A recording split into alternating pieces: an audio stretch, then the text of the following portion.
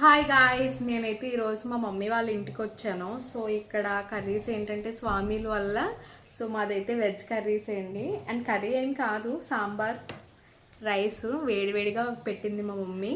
So మా mummy మమ్మల్ని చాలా బాగా చూసుకుంటుంది. అండ్ చూసారా సాంబార్, ఈ సాంబార్ కూడా చాలా బాగా పెడతారండి మా ఇంట్లో. అండ్ చాలా టేస్టీగా ఉంటుంది. సో సాంబార్ అండ్ ఫ్రై అయితే బయట నుంచే తెప్పించేశారు. ఫ్రై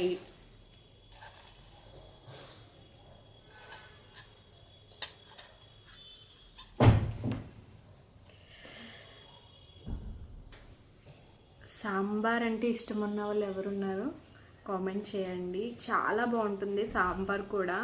సో మనం వెజ్ కర్రీస్ బాగా తింటే వెజ్ కూడా చాలా టేస్ట్గా ఉంటాయి. బట్ నాన్ వెజ్ అలవాటు అయిపోయి వెజ్ తింటలేదు, కానీ ఇవి కూడా బాగుంటాయి.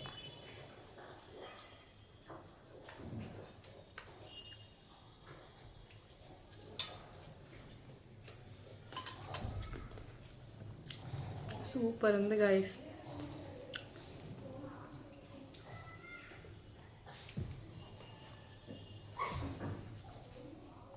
చాలా బాగుంది.